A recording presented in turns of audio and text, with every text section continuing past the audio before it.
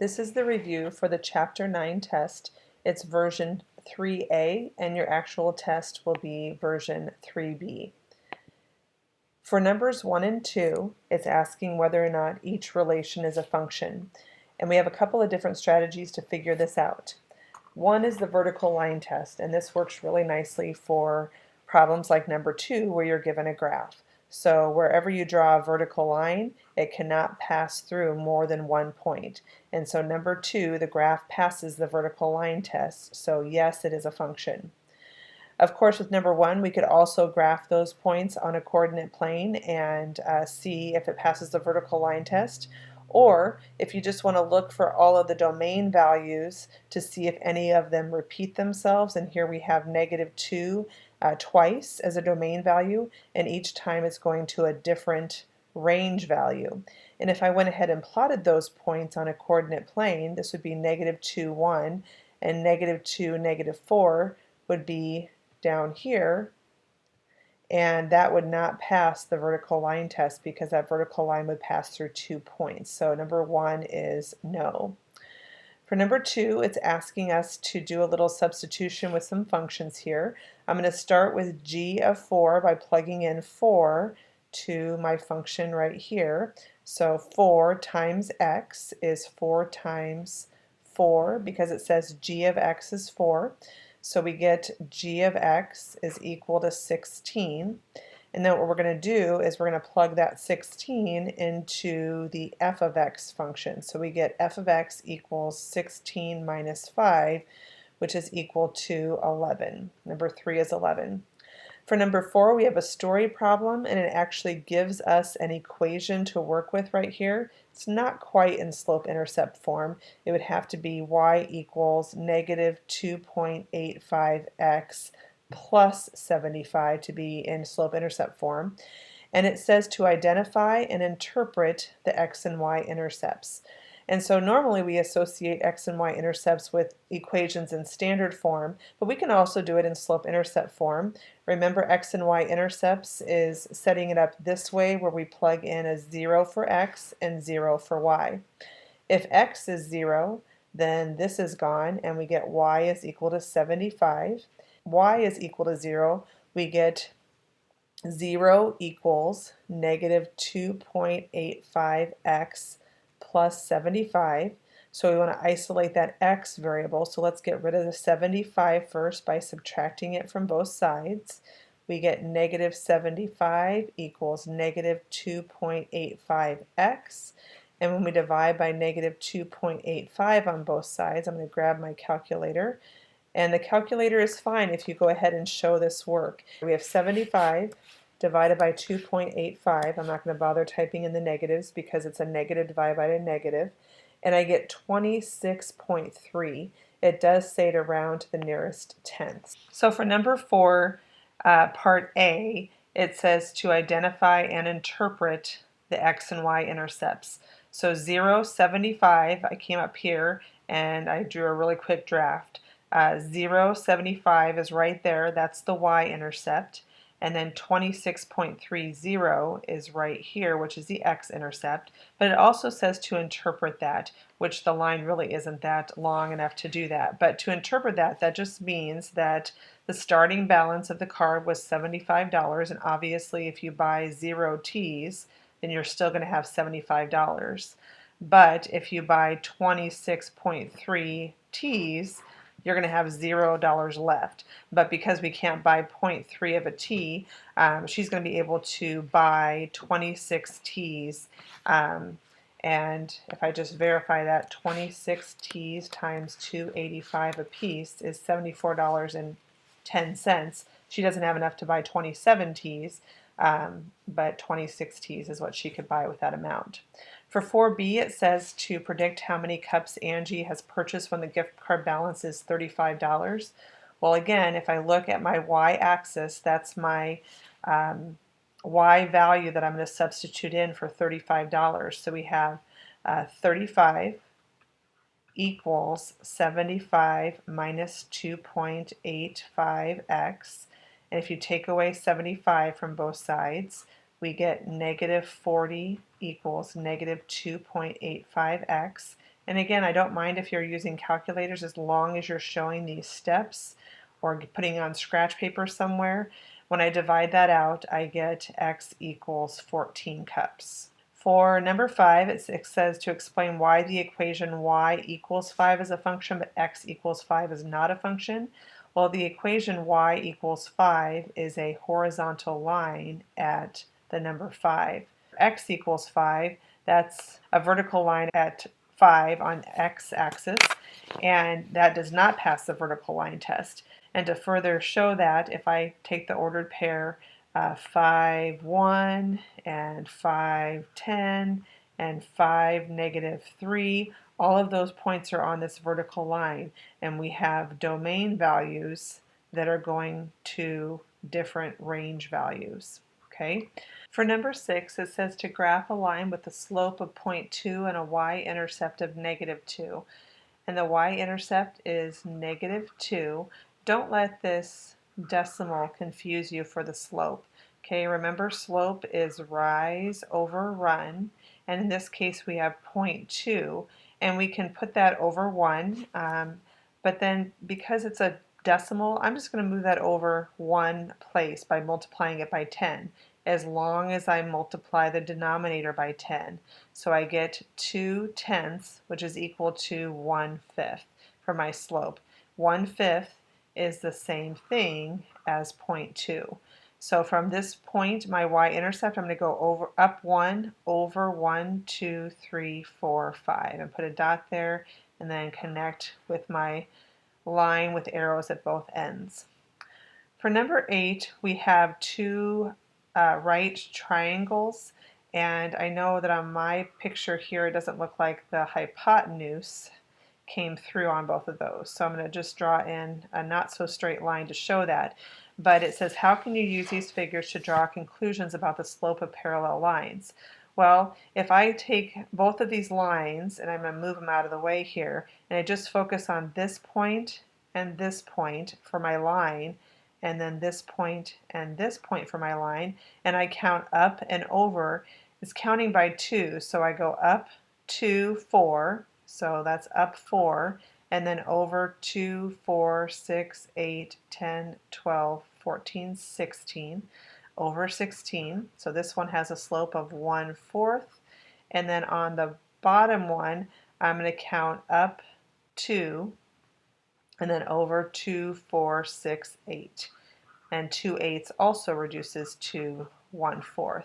So because those two triangles are similar, we know that they are the same shape but not necessarily the same size, and that their lengths of their sides are in proportion, and parallel lines have the same slope, in this case 1/4. On number 9, it asks you to write a direct variation equation that can be used to convert miles to kilometers. So remember that direct variation is in the format of y equals mx. There's no y-intercept, or 0 is the y-intercept. It always passes through the origin. Sometimes direct variation is more commonly known as y equals kx, where k is the constant of variation. Okay, so it says that the number of kilometers varies directly with the number of miles, and then it says write a direct variation equation that can be used to convert miles to kilometers if 5 miles is equal to 8.045 kilometers. Okay, so that is one ordered pair, and we can take y equals mx and substitute in 8.045 for y, and we can substitute in 5 for x. And when we divide by 5 on both sides, we get that slope, or the constant of variation. So 8.045 divided by 5 is 1.609, and so I find out that my constant of variation is 1.609. And so now all I have to do for my final equation is write y equals and substitute in that constant 1.609, and then x. So that's the final answer, but there's a little background work to get done first. You have to find that constant by using the information given in the story problem. For number 10, you're given a table and it says to find the constant rate of change for the function and then predict the profit for 55 bracelets. Remember to find the constant rate of change. That's just another way of saying finding the slope. And the slope is found by thinking about rise over run. So we could plot these points on a coordinate plane and count how far up and over. But that gets a little time consuming, especially when you have big numbers and you don't have graph paper that's handy. So we have to have a couple of different ways to do that. So another way is to take y minus y over x minus x. Take two ordered pairs and subtract the y values and then subtract the x values. So that's what I'm going to do here. 50 minus 25 is 25, and then 20 minus 10 is equal to 10. 25 over 10 is 2.5. Let's double check that. 75 minus 50 for the next order pair. So 75 minus 50 is 25, and then 30 minus 20 is 10. So we're getting y equals 2.5x. Okay, so the constant rate of change is 2.5. Obviously, if you sell 0 bracelets, you're going to make $0. So this is a direct variation equation. So the first part says to find the constant rate of change. So part of it would be 2.5 equals constant rate of change. I'm going to abbreviate there. And then predict the profit if 55 bracelets are sold. So 55 bracelets times 2.5, we're going to get $137.50. Predict what happens to the graph of 4x minus 4 when the slope is changed to negative 4.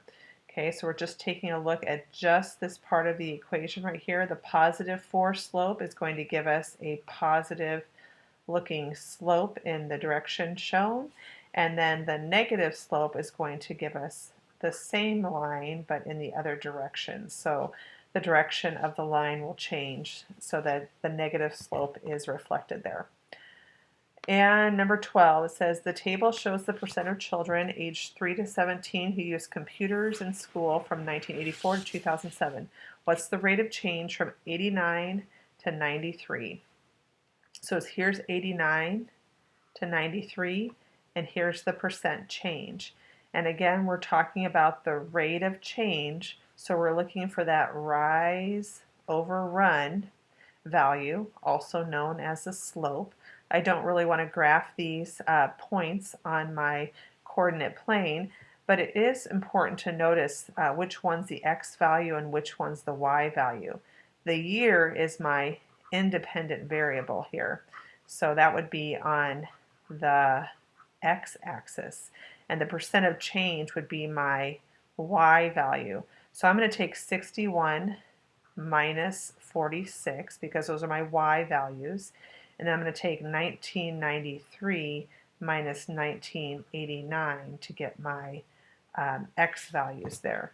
So 61 minus 46 is 15, and from 1993 to 1989, or vice versa, that is a total of 4 years, and 15 divided by 4 is 3.75. The answer key actually had 15/4 as an acceptable answer there, so either one is fine. For number 13, we talked about a couple different ways to solve systems of equations, and if you look at number 13, it says to solve by graphing. So that's one of the ways that we can solve systems.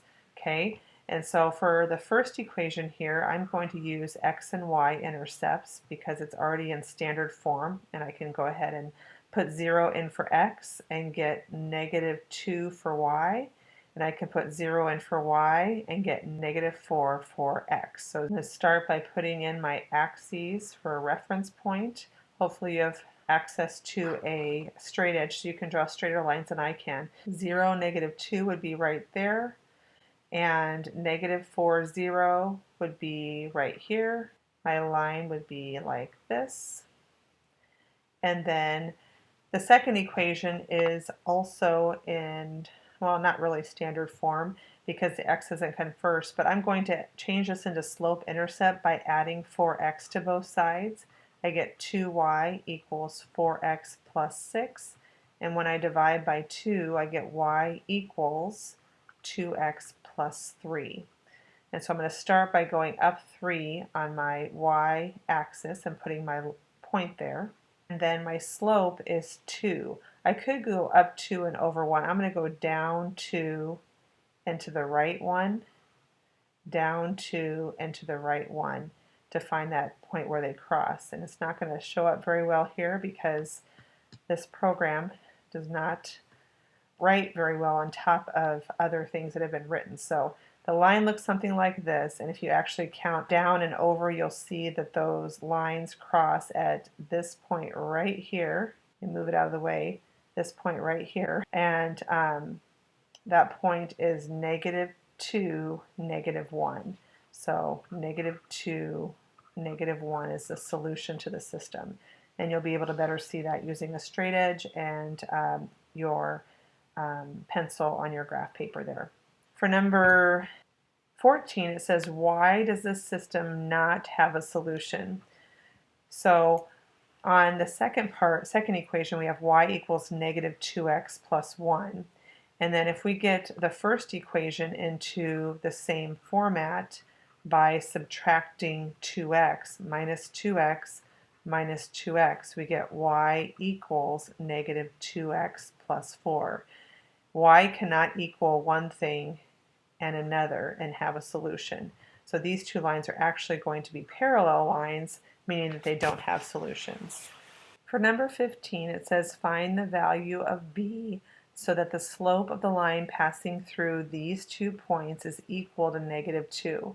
Well, we know that slope is equal to rise over run, and I've talked about it a couple of times also that we have another way to do that, which is subtracting the y values and subtracting the x values of 2 ordered pairs so that we can get that m value or the slope. What we have missing here is one of the y values. So I'm going to take and substitute in negative 8 for y. So we have negative 8 and then minus this second y value, which we don't know. I'll just go ahead and put that in as b. Okay. And then I'm going to take my x values, which are 5 and negative 1, and I'm going to put down 5 minus a negative 1. And that's all going to be equal to my slope, which is negative 2. Let's do a little simplifying here. Negative 2 equals negative 8 minus b over 6. Now we can multiply both sides by 6. And I can see that my b is starting to look like a 6 there, but if I multiply by 6 on the right side, that cancels out the 6, and if I multiply by 6 on the left side, I get negative 12 equals negative 8 minus b. Add 8 to both sides, and I get negative 4 equals negative b. I don't want to know what a negative variable is, so I'm going to divide by negative 1. To get b is equal to 4. Okay, so again, if it's asking you for the value of one of the ordered pairs, of course you could graph 5, negative 8 on the coordinate plane and then count down to over 1 and see where it intersects this point, negative 1, whatever. That's going to take a little bit of time, but so is this. You do need to have a couple of different strategies. So using a coordinate plane and graphing it is one strategy. Taking 2 points and using the formula y minus y over x minus x and substituting the numbers in is another strategy. Okay, so let me just give you one more point here, or one more example like that. The ordered pair 2, negative 3 and 7 something has a slope of negative 1. Okay, again, I could graph those, but I'm going to model this same method that I just used. I'm going to do y minus y over x minus x, and I'm going to set that equal to the slope that it gave me, which was negative 1. I'm given a y value of -3, so I'll do -3 minus, I don't know what that other value is, so I'm going to keep that as y, over 2 minus 7. There's the x values. Okay, so I get -3 minus y over -5 equals -1. If I multiply by -5, they cancel out. Multiply by -5, I get 3 minus y equals +5. Subtract 3 from both sides, I get -y equals 2. So a positive y is equal to a -2. That was just an additional example.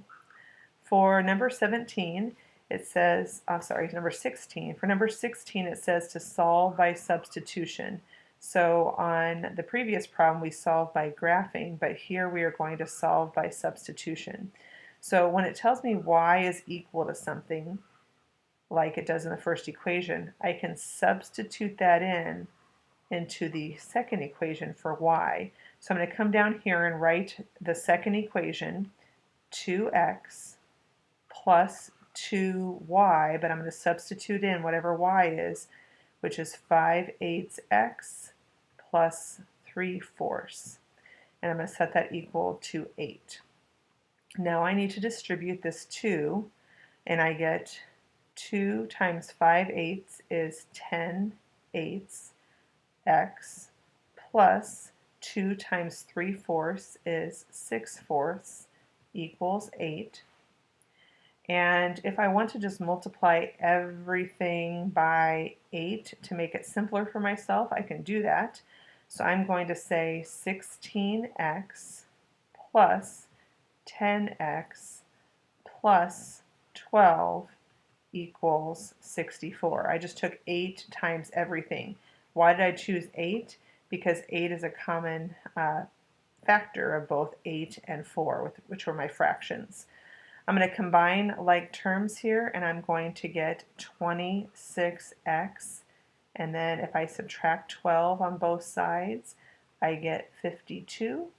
And when I divide by 26, x is equal to 2. And so that just gives me my x value.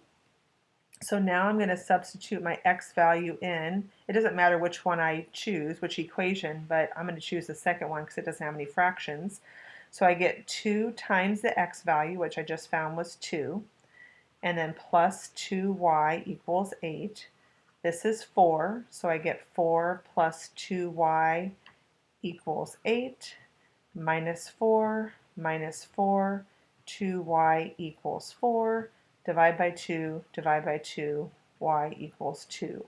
So for number 16, the solution to the system, meaning where those two lines cross, if you graph them, would be at the ordered pair 2, 2.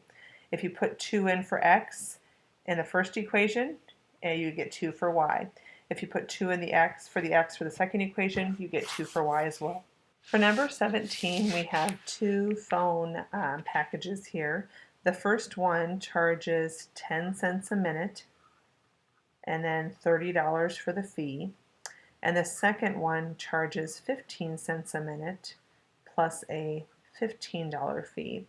And it says, at what number of minutes will the monthly fees be the same for the two providers? Basically what we have here is a system of equations, and since we have y equals for both of our equations, we can set them equal to each other. So we can say 0.10x plus 30 equals 0.15x plus 15.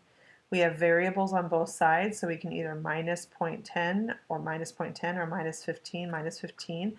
I'm going to choose to have a positive number here, so minus 0.10 on both sides. Draw a line. We get 30 equals 0.15 minus 0.10 is 0.05x plus 15. And I'm going to minus 15 from both sides to get 15 equals 0.05x divide by 0.05, divide by 0.05, 300. So at what number of minutes will the internet monthly fees be the same for the two providers? It would be at 300 minutes. I know there's not any room here, but 300 minutes. So throughout this review, we've solved system of equations 3 different ways. We solved by graphing, we solved by substitution, and this is actually solved also by substitution. If you need help on any of those methods of solving systems, let me know and we'll work through a couple of extra problems before it's time to take the test.